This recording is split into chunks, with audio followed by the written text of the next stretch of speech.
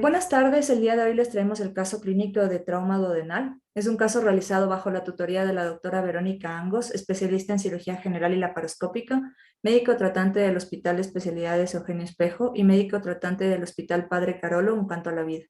En colaboración con el doctor Josué Sánchez, médico posgradista de la especialidad de cirugía general y laparoscópica de la Universidad Internacional del Ecuador, y mi persona de Yanira Montenegro, médico posgradista de la especialidad de cirugía general y laparoscópica de la Universidad Católica del Ecuador. Dentro del caso clínico tenemos un paciente de 16 años de edad, nacido y residente en la ciudad de Quito, de ocupación estudiante, deportista, estado civil soltero, grupo sanguíneo desconoce, niega transfusiones, antecedentes patológicos personales no refiere, antecedentes patológicos quirúrgicos, una hernioplastia inguinal izquierda a los 3 años, y antecedentes patológicos familiares, madre con cardiopatía no especificada. No refiere alergias, hábitos de alimentación, micción y deposición dentro del hábito de la normalidad. Niega alcohol, tabaco y drogas y no refiere tener tatuajes. El motivo de consulta del paciente es vómito, intolerancia oral y dolor abdominal. El paciente acude el día 3 de abril del 2022 a la emergencia del Hospital Padre Carolo por un cuadro característico de vómito, intolerancia y dolor abdominal de predominio en epigastrio y en mesogastrio. Como causa aparente de este cuadro, un evento de hace 5 días, el día 30 de marzo del 2022, por un traumatismo contuso a repetición mientras se encontraba practicando kickboxing. 24 horas posterior al evento, el paciente acude a su primera valoración médica por el cuadro clínico ya mencionado, en donde se prescribe una solución intravenosa no especificada y es dado de alta. A las 48 horas del inicio del cuadro, el paciente acude a su segunda valoración médica en otra casa de salud, en horas de la mañana, en donde diagnostican faringoamigdalitis, prescriben analgésicos, antibióticos y antiinflamatorios y es dado de alta. Sintomatología no cede y en horas de la noche buscan una tercera atención médica en una casa de salud distinta, en donde se diagnostica un cuadro de gastroenteritis aguda más gastritis. Se prescribe una solución intravenosa a base de cloruro de sodio al 0.9% más complejo B y un inhibidor de la bomba de protones y posterior a esto es dado de alta. Cuadro clínico de 5 días de evolución que no cede, motivo por el cual acude al Hospital Padre Carolo el día 3 de abril. Al examen físico, signos vitales, presión en 124/54, frecuencia respiratoria de 19, temperatura de 36.7, saturando 89%, resto de signos vitales dentro del rango de la normalidad. Es importante recalcar que durante el examen físico el paciente produjo un vómito bilioso de aproximadamente 1500 cc. El abdomen estuvo suave, doloroso a la palpación en epigastrio, no se palparon masas, ruidos intestinales disminuidos y el resto del examen físico sin patología aparente. Dentro de la lista de problemas activos encontramos el vómito, la intolerancia por vía oral, dolor abdominal, ruidos hidroaéreos disminuidos, deshidratación y no existen problemas pasivos ya que es un adolescente sin enfermedades de base. Exámenes de laboratorio. Al momento de su ingreso al servicio de emergencias, tiempos de coagulación dentro del rango de la normalidad, ALT y ST de 32 y 19, que son valores normales, y una creatinina de 1.19. La ecografía de abdomen superior nos indica un estómago distendido con presencia de contenido alimentario y líquido. Se observan asas intestinales distendidas en flanco derecho con escaso peristaltismo. Resto de estudio ecográfico sin patología aparente. Se realiza una TAC simple y contrastada de abdomen y pelvis. En este corte coronal, realizado el día 4 de abril, podemos evidenciar una importante distensión gástrica y además de esto se evidencia un hematoma retroduodenal a nivel de la segunda y tercera porción del duodeno. El volumen del hematoma es de aproximadamente 100 cc. Se diagnostica un traumatismo duodenal de bajo grado. El tratamiento establecido con este paciente fue un manejo expectante a dependencia del grado del traumatismo, nada por vía oral y posterior descompresión gastrointestinal, nutrición parenteral, tolerancia con líquidos y suplementos proteicos y posterior a esto progresar a una valoración de tolerancia en dieta blanda. Observar la reabsorción del hematoma mediante estudios de imagen y posterior control médico subsecuente. Dentro de la estancia hospitalaria del paciente, el día 4, ya con los síntomas anteriormente descritos, un dolor abdominal difuso, vómito de contenido bilioso de 1500 cc y se prescribe antiemético cada 8 horas. 48 horas después de su ingreso, el día 6, el paciente ya con un adecuado manejo del dolor, no se evidencian vómitos, se inicia nutrición parenteral parcial y se realiza una tomografía simple y contrastada de abdomen y pelvis de control. El día 7 se realiza un cierre de la sonda nasogástrica e inicio de tolerancia oral, una dieta líquida amplia con suplemento proteico de Vital K 1.5 kilocalorías cada 8 horas. El día 9 se progresa a dieta blanda intestinal y se suspende la nutrición parenteral. El día 10, el paciente en condiciones de alta médica, buen manejo del dolor, buena tolerancia oral al suplemento proteico, se realiza una tomografía de control y posterior se indica la alta médica bajo control por consulta externa. El paciente desde su ingreso no se evidenció netamente una leucocitosis, sin embargo, al día 10 de abril, que fue el día de su egreso, los leucocitos bajaron a 6.4. Se evidenció también una disminución de los valores de hemoglobina y hematocrito sin salir de los valores del rango de la normalidad. Amilasa y lipasa igual una disminución al momento de su egreso sin salir del rango de la normalidad. El pico más alto de bilirrubinas fue 24 horas posterior al ingreso, el día 4, y regresaron al rango de la normalidad el día 10 de abril del 2022. Sodio, cloro y potasio para el día 5 estuvieron dentro de los valores normales. La tomografía de control del día 6 se evidencia, aún continúa con abundante distensión gástrica, y se evidencia un hematoma igual del mismo volumen a nivel de la segunda y tercera porción del duodeno. Y para la tomografía de control del día 10, podemos evidenciar que ya no existe un estómago distendido y además de esto, el hematoma disminuye a 25 cc aproximadamente.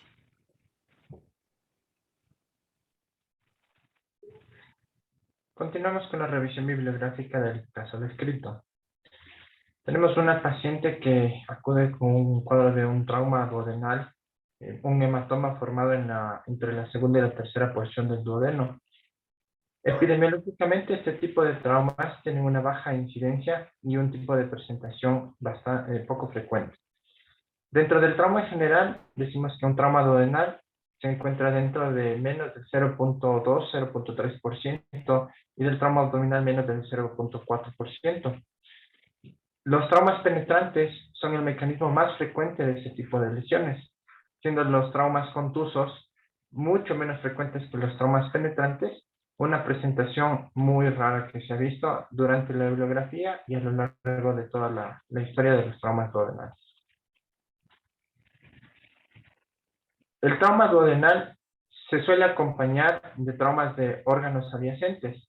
Anatómicamente tiene relaciones importantes, sobre todo los grandes vasos, el hígado, el páncreas, el colon transverso, intestino delgado, que son órganos que frecuentemente se ven mencionados en este trauma. La morbimortalidad se ve afectada sobre todo por las lesiones adyacentes más que el trauma pancreático duodenal en sí. Dentro de las porciones más afectadas, la segunda porción es la que con frecuencia más se encuentra en trauma, ¿no? Y tiene una implicación muy especial, ya que en esta porción, el duodeno, se encuentra la desembocadura del colédoco y la ampolla de Vater. Entonces, cuando se presenta en esta porción, siempre hay que descartar lesiones a nivel de la ampolla y del colédoco. Siguiendo en frecuencia tenemos la tercera y la cuarta porción. La mortalidad como tal se ve afectada sobre todo por las lesiones de órganos adyacentes, sobre todo las lesiones vasculares. La gran mortalidad que presentan estos pacientes y la morbilidad también que presentan es debido a las lesiones de órganos adyacentes, como les comentaba, y más no a la lesión como tal pancreático duodenal. La mortalidad se encuentra entre el 16 al 18%, independientemente del mecanismo de trauma. Y hay que tomar en cuenta que si es que hay una lesión de un órgano y hay lesiones de más órganos, se va incrementando la morbimortalidad conforme mayor cantidad de órganos se ven involucrados. Ahora, hay predictores de mortalidad, sobre todo la edad del paciente. Si el paciente tiene un trauma de alta energía, un índice de shock, un traumatismo craneoencefálico severo, y en general las lesiones que acompañan, pero no se relaciona directamente con el grado de lesión pancreático-duodenal y se puede dar un pico de muerte tardía, es decir, el tercer pico de muerte que se suele dar en los traumas, sobre todo por sepsis y por fallo multiorgánico que estos pacientes pueden presentar. Anatómicamente podemos ver que el duodeno tiene relaciones importantes. Como les comentaba, las porciones del duodeno son 4. Están delimitadas anatómicamente. La primera porción que se encuentra desde el píloro hasta la arteria gastroduodenal o el colédoco retroduodenal. La segunda porción desde esta relación anatómica hasta la desembocadura del colédoco a la ampolla de Vater. La tercera porción desde esta área hasta las arterias y venas mesentéricas superiores. Y la cuarta porción desde estas arterias y venas mesentéricas superiores hasta el ángulo de Treitz. ¿Por qué nos es importante saber esto? Va a depender el grado de trauma, el grado de laceración que tiene y la porción del duodeno que se ve afectada para poder clasificar y también tener un tratamiento adecuado de este tipo de traumatismos. Aquí vemos otra lámina en donde podemos observar las relaciones anatómicas que tiene en la cara anterior de la primera y segunda porción con el hígado, en la parte posterior con el riñón derecho, tercera y cuarta porción en la parte anterior con el colon transverso. En toda la C de la cara interna del duodeno como tal está en relación con la cabeza del páncreas y también con los grandes vasos en la parte posterior. Entonces, aquí tenemos una lámina donde nos indica el porcentaje de órganos que se encuentran lesionados en porcentaje como tal, siendo el hígado el que por volumen y por relación anatómica se lleva la mayor parte, siendo el 38% a nivel hepático las lesiones que se acompañan al duodeno. En segundo lugar tenemos el colon transverso, las heces del intestino delgado también se ven afectadas y la parte del páncreas, que estamos hablando entre un 28 y un 30%. También podemos evidenciar que puede lesionarse en las estructuras como el conducto biliar principal o los grandes vasos, sobre todo en la vena cava inferior y la aorta. La vena cava inferior en el lado derecho tiene mayor proporción de relación y la aorta menor proporción, más que nada por una relación anatómica, ¿no? Ahora, dentro del diagnóstico y el tratamiento como tal de un trauma duodenal, vamos a ver que es una patología que al ser poco frecuente es poco pensada. Entonces, de esa forma vemos que muchas de las ocasiones pasa desapercibido un trauma pancreático duodenal.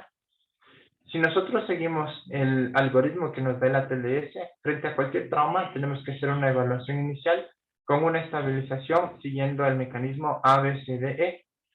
Si es que vemos que el paciente en este contexto tiene una inestabilidad hemodinámica más el mecanismo de trauma, que puede ser mecanismo contuso o penetrante, en este caso el paciente estaría indicado hacer una laparotomía exploratoria y se haría un hallazgo intraoperatorio de este trauma pancreático duodenal.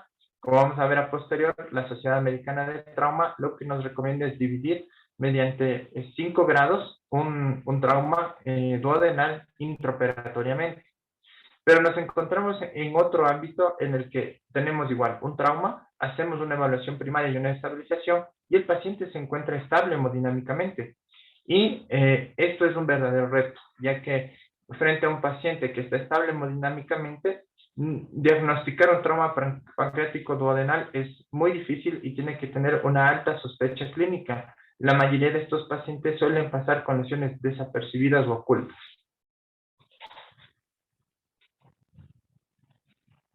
Tenemos entonces mecanismos que incluso muchas sociedades de trauma nos han recomendado, como el ECOFAST o el lavado peritoneal, que son mecanismos para evidenciar si hay un trauma intraperitoneal, pero que en el caso de órganos retroperitoneales como los grandes vasos, el páncreas, el duodeno, nos es bien difícil diferenciar porque no van a aparecer dentro de estos exámenes.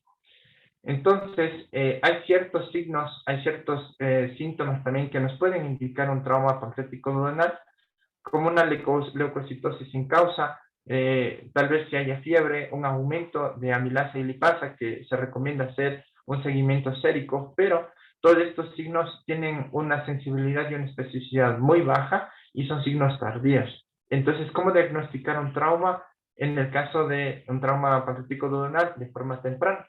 Lo que nos recomienda la TLS es que si tenemos un trauma con un paciente hemodinámicamente estable, hacer una tomografía simple y contrastada de abdomen y pelvis. Bajo este contexto, tenemos una sensibilidad y una especificidad de más del 95%. ¿Qué es lo que se detecta en esta tomografía? Una fractura o una laceración de páncreas, un hematoma retroperitoneal, sangre que está entre la vena y el páncreas como tal, o un edema que se encuentra ocupando en la parte retroperitoneal. Cualquiera de estos signos tomográficos nos harían saltar la alarma de que hay un trauma pancreático duodenal. Ahora, tenemos la clasificación de la Sociedad Americana del Trauma con respecto a este trauma. Ahora, como les comentaba, esta clasificación se ve intraoperatoriamente, ya que si no se realiza una cirugía, simplemente se puede estadificar como de alto o de bajo grado, dependiendo de la estabilidad hemodinámica que se presente a posterior y la evolución clínica con los hallazgos tomográficos. Intraoperatoriamente tenemos 5 grados, que van a depender dependiendo si es un hematoma o una laceración. En el grado 1 tenemos un hematoma que afecta solo una porción del duodeno. La laceración va a comprometer superficialmente cualquier parte del duodeno, pero que no va a llegar a causar una perforación, una laceración mayor. En el grado 2 tenemos un hematoma que va a comprometer más de 2 porciones del duodeno o una laceración que va a ser menos del 50% de la circunferencia duodenal. En el grado 3 tenemos una laceración que ahí sí vamos a diferenciar las porciones. Si es en la primera, tercera o cuarta porción, entre el 50 al 100% de esa laceración, y en este caso el hematoma ya no se tomará en cuenta. En el grado 4 estamos hablando de una laceración en la segunda porción del 75 al 100% o que comprometa la ampolla de Vater o la porción distal del colédoco. Y en el grado 5 estamos hablando de una laceración que va a comprometer todo el complejo pancreático duodenal o una devascularización completa del duodeno.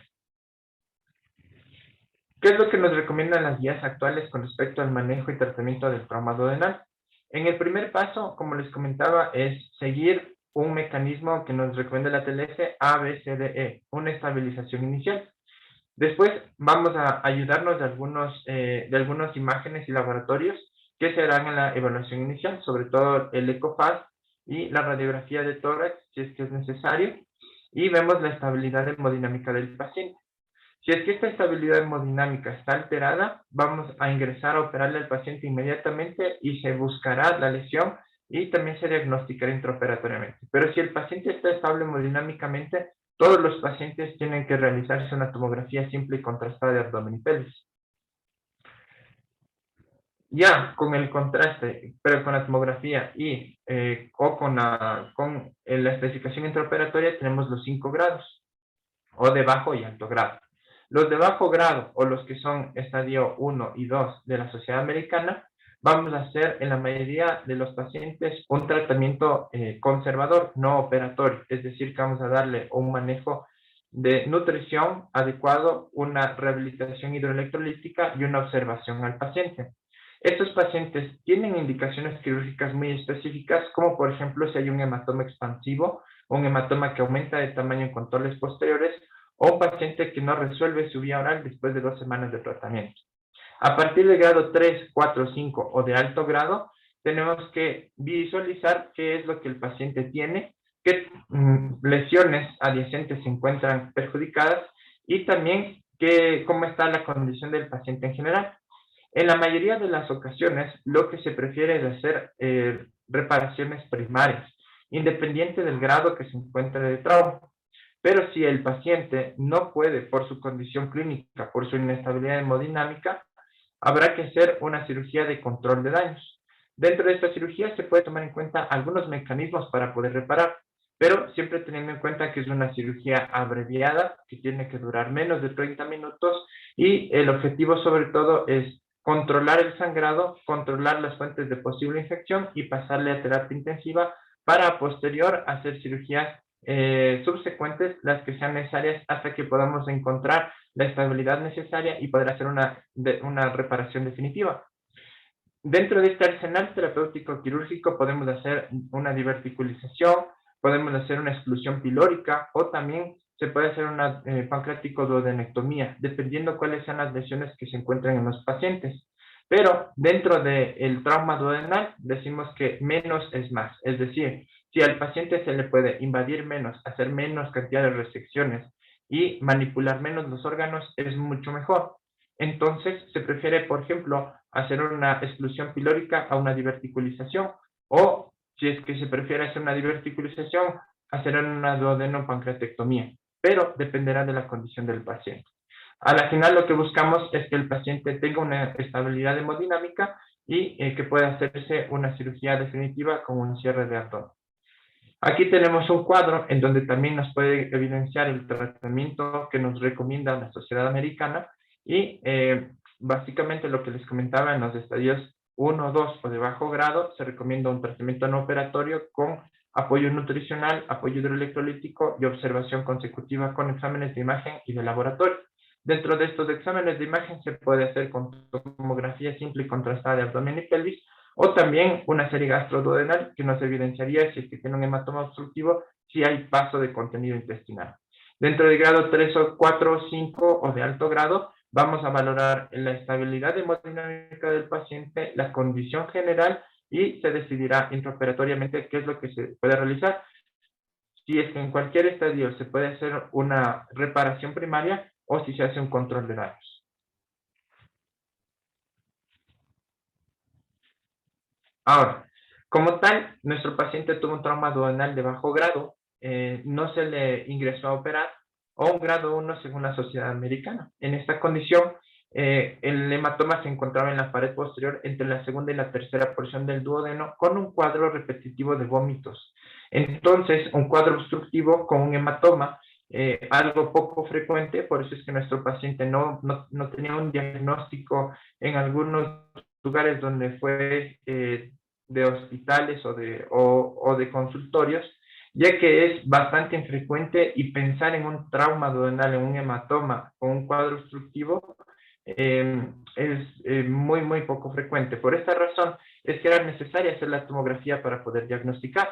En este caso, lo que nos recomienda la mayoría de guías es hacer un tratamiento conservador. Lo que hicimos con nuestro paciente, darle nutrición enteral, verle la parte electrolítica por los vómitos de repetición y la pérdida de líquido bilioso y ver cómo evolucionaba progresivamente. Nuestro paciente respondió favorablemente, se pudo dar alimentación a las 48 horas y se pudo dar completamente la dieta general a las 72 horas hasta el cuarto día que estuvo hospitalizado. Ahora, previamente, hay pocas publicaciones con respecto a este tipo de traumas y lo hacían de forma operatoria el tratamiento.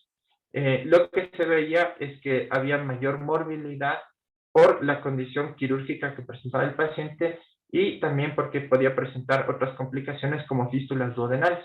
Por esa razón se prefiere, en este caso, hacer un tratamiento conservador, que es lo que hicimos con nuestro paciente. Dentro de las conclusiones que tenemos de nuestro caso, la primera es que el trauma duodenal es un trauma poco frecuente. Dentro del trauma general, menos del 0.3%, poco frecuente, es poco pensada en la clínica y que el descartar es complejo porque mediante los exámenes que normalmente nosotros tendríamos para un trauma como un ECOFAST o también como un lavado peritoneal, no se diagnostican con fiabilidad, no tienen una sensibilidad elevada. La otra condición es que no todos los hospitales o centros de salud tienen las condiciones adecuadas para tratar un trauma duodenal. En este caso, por ejemplo, una tomografía simple y contrastada de abdomen y pelvis, o un cirujano o un quirófano para poder también evidenciar si es que es necesario entrar a operar. Entonces, en esta condición tenemos una patología poco frecuente que es difícil de diagnosticar y que su cuadro clínico puede ser tórpido. Entonces, por esta razón, nuestro caso clínico lo presentamos por ser poco frecuente y en este caso, siempre teniendo en cuenta que un trauma duodenal, lo que se recomienda es menos es más, es decir, mientras menos se manipula, menos resecciones se realiza, es mucho mejor. Y en nuestro caso realizamos lo que la bibliografía nos recomendaba, hacer un tratamiento no operatorio conservador con un tratamiento nutricional y una rehabilitación hidroelectrolítica, dentro de lo cual nos fue adecuado con el paciente. Esta es la presentación de nuestro caso, esperamos que les haya gustado y les agradecemos por su atención.